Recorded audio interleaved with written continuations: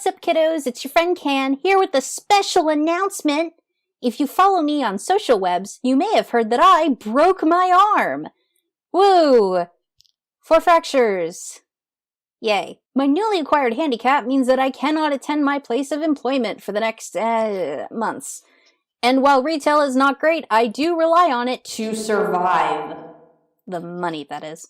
I have student loans to pay off. Medical bills I'm afraid to look in the eye. A need for therapy that I can no longer afford. It's great. I love it. If you enjoy what I do here and would like to support me, I'd be awfully grateful if you could swing a couple of bucks my way. I don't have any of those fancy Patreon things, but I do have a Ko-fi account that I'll link in the description. No pressure if you're strapped for cash too, but if you have any bills lying around, I could use them. So yeah, on with the show! What's up, kiddos? It's your friend Can, and we're back with more Hiveswap Friendship Simulator. So our last friendship endeavor ended really cool. And by cool, I mean we got some actual friendship, even though I'm super broke right now. But it's all worth it. So, we are 1 for 2 on this volume. Let's see if we can keep up this luck streak. With the... Oh, is it like Phoenix, right? Is that what you meant? I see you. I see you. I'm just gonna skip through this part.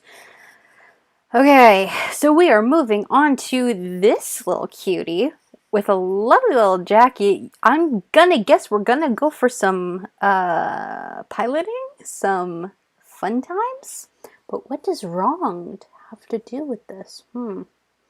Anyway, we are going on to Vikare Ratite. Ratite. Vikare?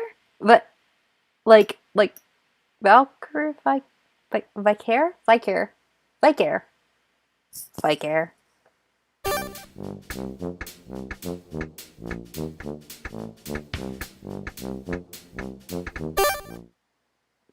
Oh, we're back on the first... Okay, cool. It's probably best for you to stop trying to predict what's going to happen to you at this point. Everything that's happened so far on this planet has been kind of chaotic. In fact, you're ready for something more familiar. You head back to the site of your abandoned spaceship. Sure, it's smashed beyond repair, but it's a little slice of home. Maybe at least 1 or 2 pieces of it are fixable. You march off in what you think is the right direction. But when you get there, you're not alone. A little guy in a hat and big goggles is standing there, gazing at your spaceship. Maybe assessing it? As you watch, he breaks off a couple gears and stuffs them in his pocket.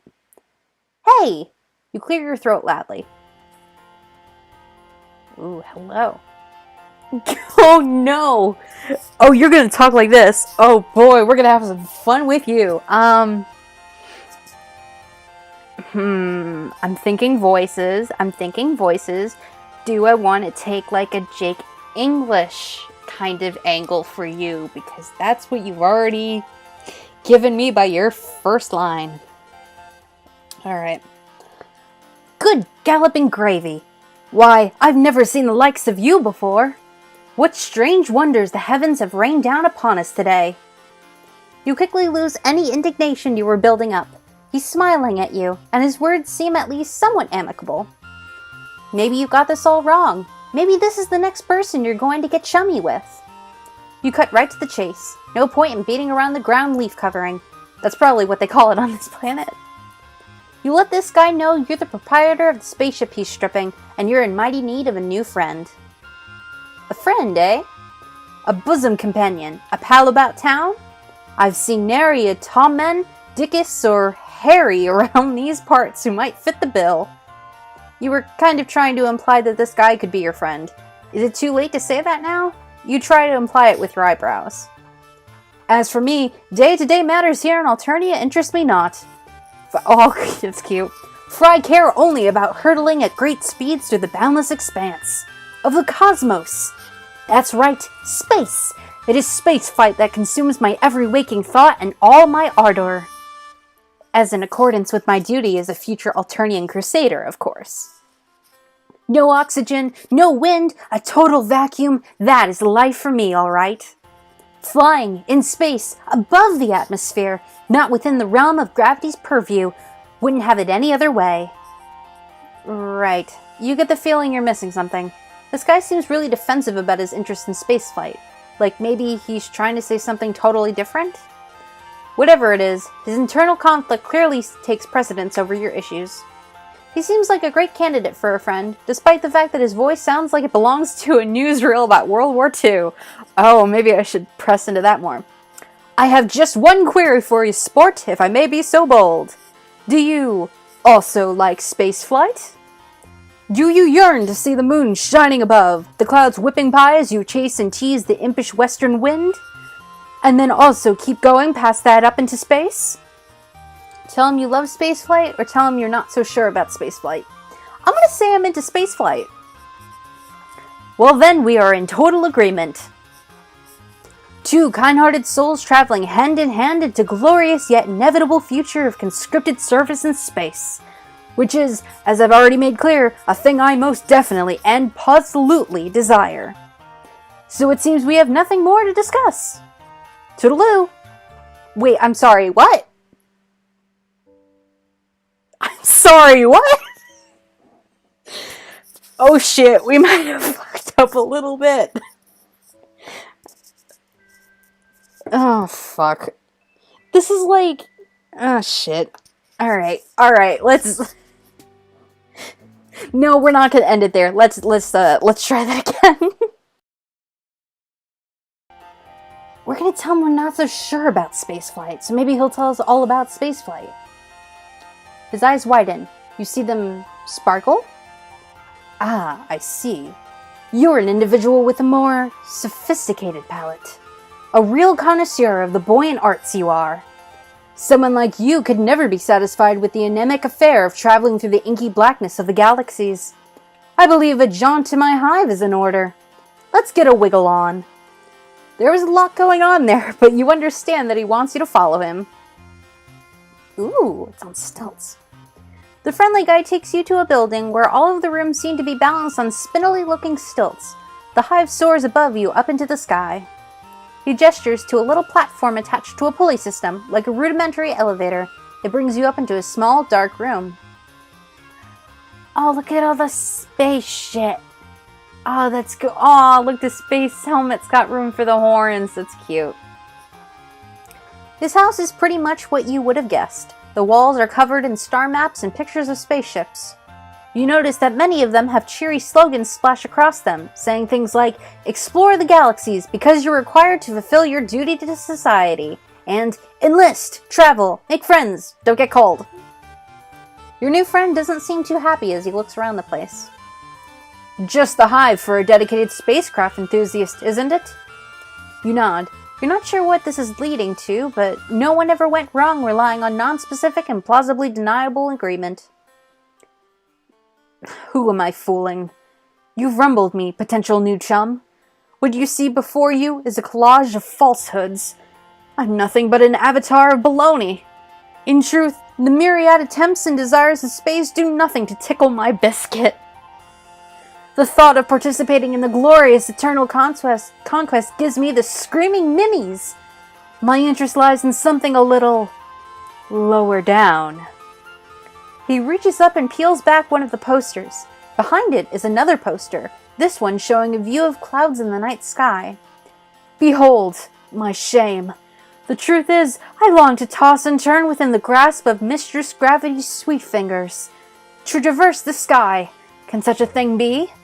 Imagine flying within the confines of Alternia's very atmosphere, defying the very conventions of what we all know to be true. Instead of down, up! Instead of falling, soaring.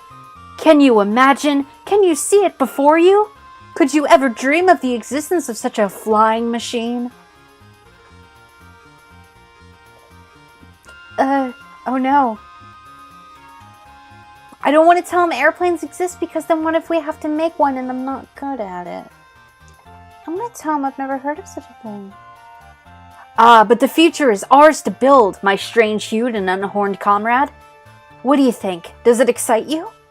Do my ideals rattle your buttons? You can't help but notice that he's referred to you as a chum and a comrade, but friend hasn't made an appearance yet. Do synonyms count? Or is it just a tick of his speaking style? You look as earnest as you can and nod vigorously. You are almost positive this is the thing he really wants you to express interest in. Aha! The truth will out. You and I share this fervent passion for the indulgences of the air. A dialogue between a troll, a flying machine, and the stars. But further away from the stars than we should be in a spaceship.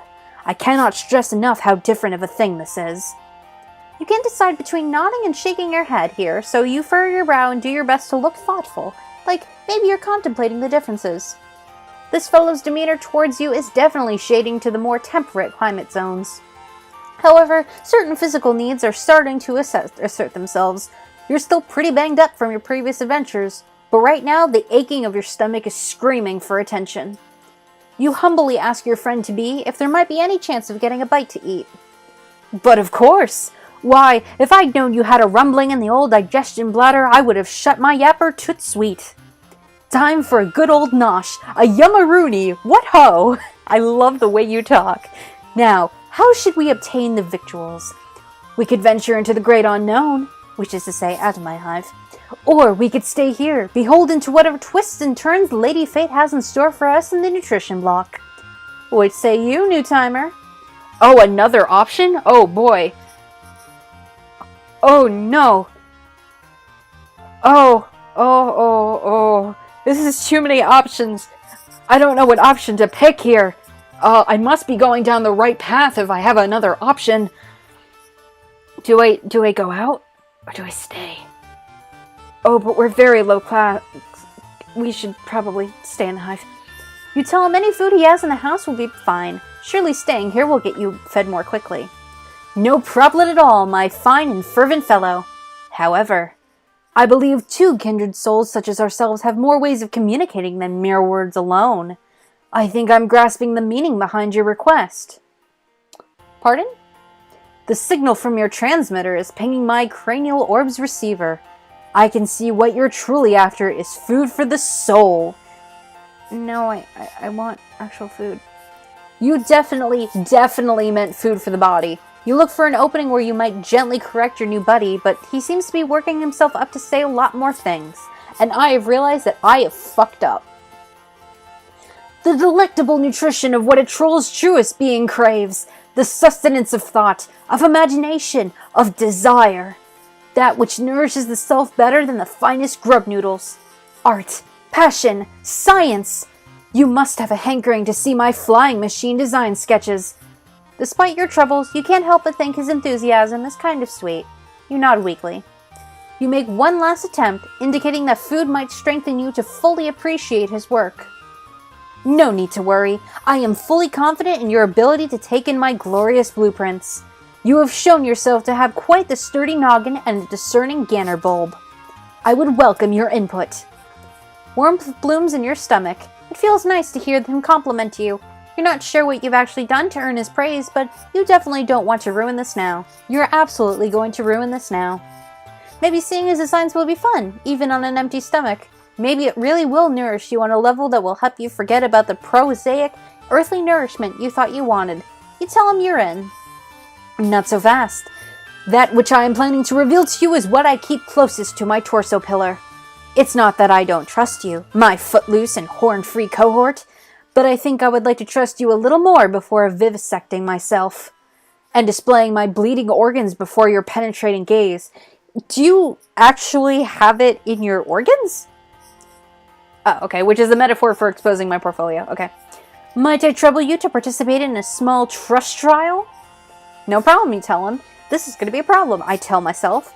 Your bud insists you make yourself comfortable while he gets a few supplies. After a few minutes, he returns with a fistful of fabrics in different colors. Here's what's been bouncing around the old brain box of mine, buddy-o. I'm going to tie this blindfold around your face. I would prefer that you did not. Then I'm going to give you some instructions, and you're going to try to locate the case where I keep my treasured sketches. If you can find it, it's gotta mean we trust each other deeply. Like two wings working in unison to achieve liftoff. If that's how wings work, I'm still figuring out the principles of the matter. What a romp! Are you up for it? It's too late to turn back now, and really, you don't want to. It's kind of a relief to have him tell you what you can do to earn his friendship in plain terms. Well, as plain as this guy's terms ever get. You give him a thumbs up. Now we're on the trolley. He quickly ties the fabric around your face. The time is upon us. Time for the inaugural flight of our deepening bond. Time to nudge our fledgling companionship out of the nest and see what happens. Your new friend starts to direct you around the room. To the left. No, my left. Sorry, okay, I meant your left. Take it back now, y'all. And now onwards to the glorious future that lies before us. You smile weakly, doing your best to follow his instructions. He sounds happy, so you must be getting somewhere. Almost to the doorway. 3 steps forward if you would be so. Wait! Crash. You stagger backwards from the impact. You hear yourself wheeze. The shock has totally knocked your lungs out of commission. Your chest jerks in tiny contractions as you gasp for air. Oh, beans. Ding dang darn it. There's no pain, just an intense pressure focus on the center of your face, right around where you ran into something face first. You pull at the blindfold, and you hear footsteps, which probably means your new friend is rushing over to help. Not so much. He gets the blindfold untied, and his face swims into your vision. He looks utterly gobsmacked. Why, I'll be a horned beast grub food. Everything's copacetic, new pal? You put your hand to your face and touch something wet. Sure enough, when you pull your fingers away, they're covered in blood. Your nose isn't gushing or anything, just sending out a couple rivulets to let you know he's having a bad day. It's not so bad. You tell your acquaintance this, but he doesn't look any less horrified. Shivering stratocumuli. Oh, it's a cloud. Shivering stratocumuli. All this time I've been testing you to see if I could place the tender gift of trust in your declawed little hands. And here you've bestowed upon me the greatest trust of all. Knowledge of your non-standard hematological attributes. Right, because I'm red. I'm candy blood. To him, he thinks I'm a mutant. I am truly honored, flabbergasted, absolutely pushed to the brink of rationality by such a display of faith. Never mind the trust trial. You deserve to see my sketches. Cool. Just wait here. Be back in 2 shakes of a baby Bobby's hindquarters. You sit down on the floor again, wiping the blood off your face. You're not going to question the stroke of luck you've been shown. Why, if you knew bleeding was the key to his affections all along, you could have encouraged some blood from the sites of your multiple injuries. But no matter. You snip the last of the blood back up into your nostrils, tasting metal at the back of your throat. Ugh. When your almost friend returns, he drops a big stack of papers onto your lap. You page through the designs. Please don't get blood on them.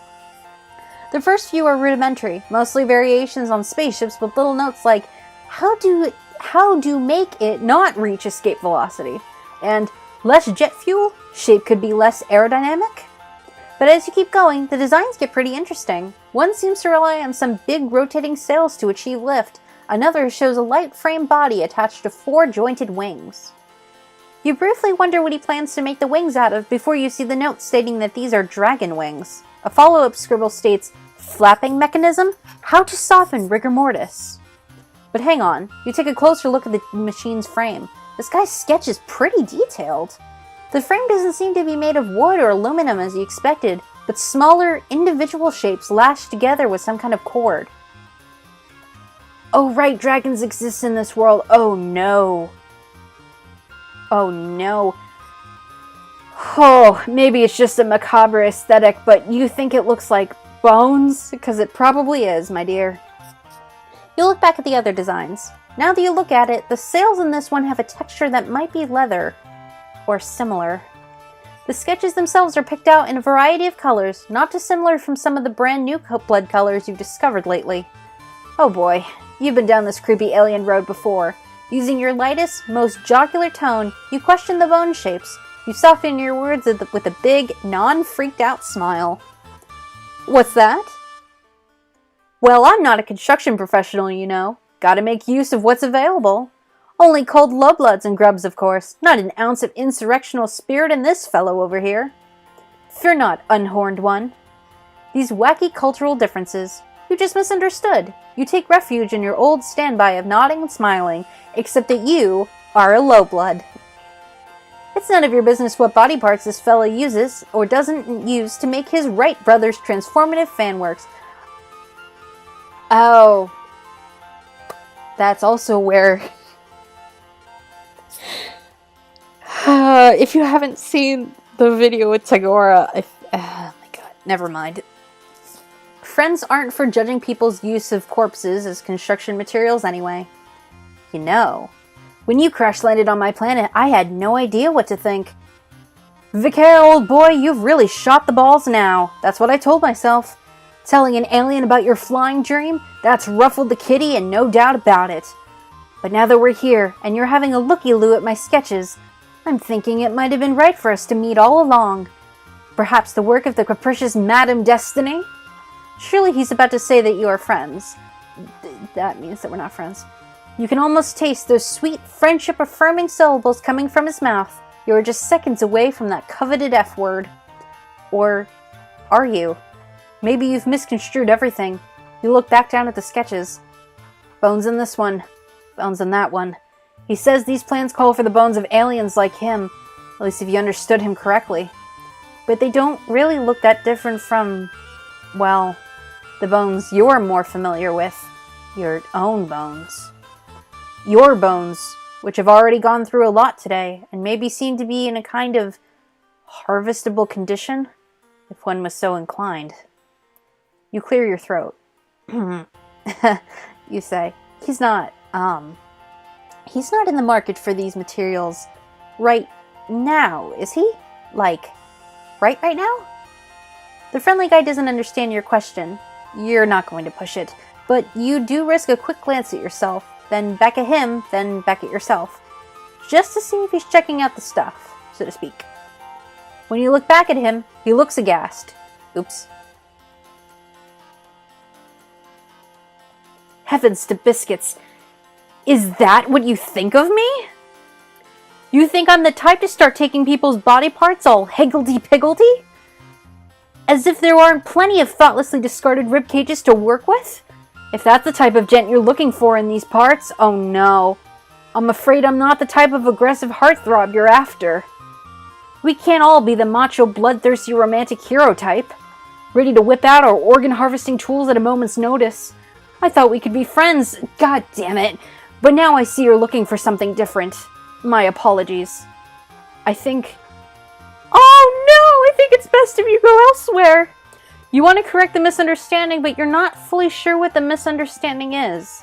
This guy doesn't seem to be in any mood for friendship right now. You hang your head. Looks like this was all just a big waste of time. Misunderstood. Aww. At least I didn't kill him. Well, got real close with that one, boys and girls, and others, but not quite. Alright, well, we got 1 of 2 in this volume. Maybe one of these days we'll get both. We're doing better and better. We got 1 in the last set and 1 in this set, so who knows? Maybe in the next set we'll get both. Stay tuned for more. If you'd like to hear me ramble on about random topics, you can follow me on Twitter at SwiftMartyrdom. I'm also on Tumblr as GatoNip, and I'm always hanging around YouTube, watching an assortment of things. Not so much aerodynamic stuff, but space is very cool. Like, comment, subscribe, whatever you want to do, I don't care. You know how it goes. Alright, I'll see you guys next time. Bye!